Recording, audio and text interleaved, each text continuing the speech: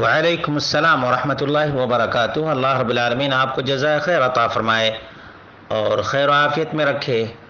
آپ کا سوال نظر بد کے سلسلے میں تھا کہ کیا نظر بد کسی کو لگ سکتی ہے، اس کی کیا حقیقت ہے قرآن و سنت کی روشنی میں؟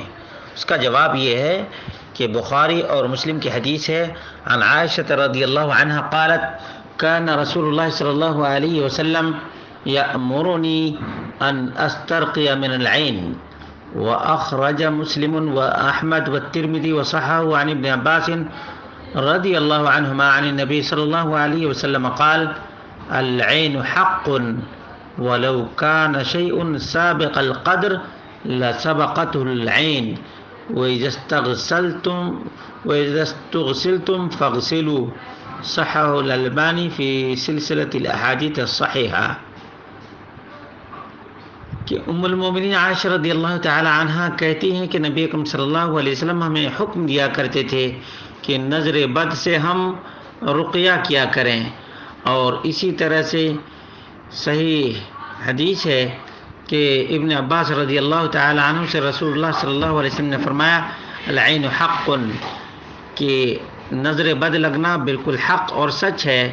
اگر کوئی چیز کسی سے آگے بڑھ جاتی تو یہ نظر بد آگے بڑھ جاتی، اور اگر کسی سے کہا جائے کہ تم غسل کرو اور پانی دے دو تو اس کو غسل کر لینا چاہیے، یہ صحیح حدیث ہے۔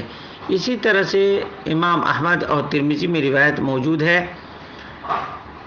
قالت یا رسول اللہ ان بنی جعفر تصیبهم العین، جعفر کی اولاد میں نظر بد لگ جاتی ہے، کیا ہم ان کے لیے رقیہ کریں؟ قال نعم، نبی اکرم صلی اللہ علیہ وسلم نے فرمایا کہ ہاں کر سکتے ہو۔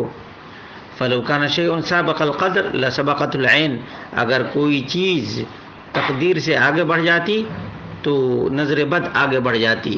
معلوم یہ ہوا کہ اس قسم کی بہت سی احادیث ہیں جن سے معلوم ہوتا ہے کہ نظر بد کا لگنا بالکل حق اور سچ ہے، اور قرآن کریم میں بھی اللہ رب العالمین نے فرمایا وَمِن شَرِّ حَاسِدٍ إِذَا حَسَدَ، وَمِن شَرِّ حَاسِدٍ إِذَا حَسَدَ، یعنی حسد کی نگاہ سے کوئی آدمی دیکھتا ہے تو اس کی آنکھ کا اثر ہوتا ہے۔